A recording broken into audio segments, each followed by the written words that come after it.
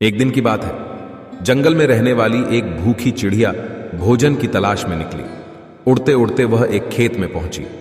वहां से चांवल का दाना चोंच में दबाकर वह अपने घोंसले में लौटने लगी। जंगल दूर था। रास्ते में आराम करने के लिए वह एक लकड़ी के खूंटे पर बैठ गई। अचानक उसके मुंह से चांवल का दाना गिरकर लकड़ी के खूंटे के छोटे से छेद में घुस गया। छेद से चावल निकालना चिड़िया के बस की बात नहीं थी। वह परेशान हो गई और सोचने लगी कि क्या करे। कुछ देर सोचने के बाद उसने सोचा कि क्यों ना बढ़ई से सहायता ली जाए। वह अपनी कुल्हाड़ी से लकड़ी के खूंटे को चीर देगा तो उसका चावल का दाना उसे मिल जाएगा। वह उड़कर बढ़ई के पास गई और बोली, बढ़ई बढ़ई खूंटा चीर। बढ़ई ने चिड़िया को भगाते हुए कहा, मेरे पास समय नहीं है। एक चावल के दाने के लिए मैं खूंटा नहीं चीरूंगा। चल भाग यहां से।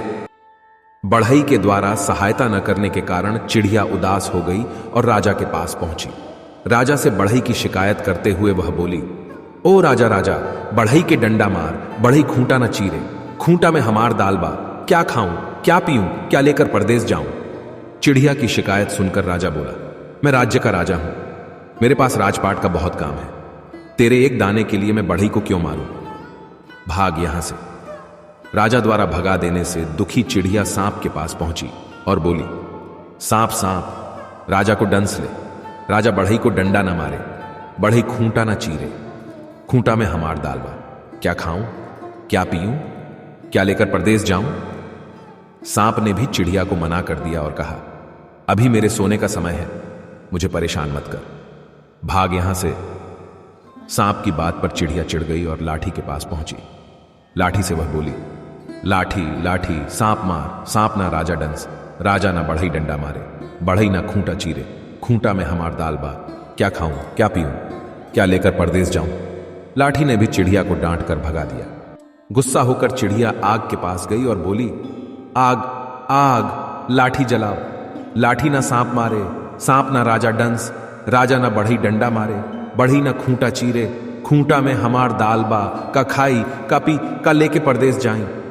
आग ने उसे भागकर कहा, एक छोटे से दाने के लिए मैं लाठी को जलाऊं, मैं ऐसा नहीं करने वाला, चल भाग यहां से।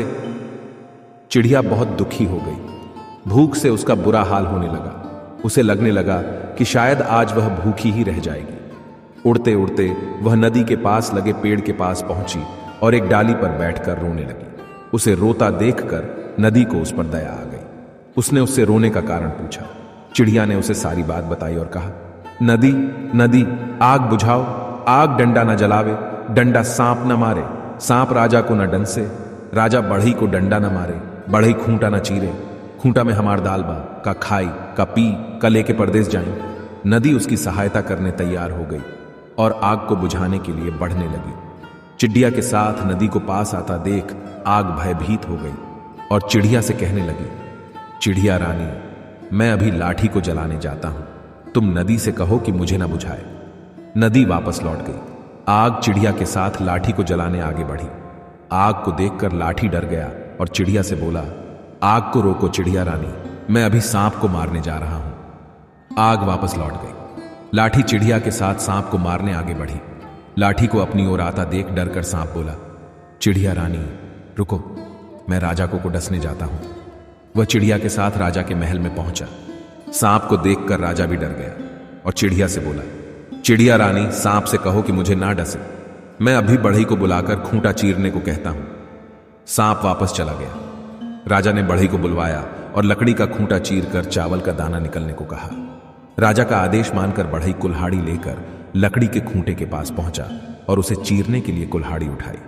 उसे कुल्हाड़ी उठाया देखकर खूंटे ने कहा, बढ़ई भाई, मुझे मत चीरो, बस मुझे उल्टा कर दे, चावल का दाना निकल जाएगा। बढ़ई ने लकड़ी के खूंटे को उल्टा कर दिया। चावल का दाना छेद से बाहर निकल गया। चिड़िया दाना चोंच में दबाकर खुशी खुशी अपने घोंसले में लौट गई। मॉरल ऑफ द स्टोरी, जिद पर अड़ जाएं तो कोई काम मुश्किल नहीं, हिम्मत बिना हारे प्रयास करते रहने से सफलता अवश्य मिलती है।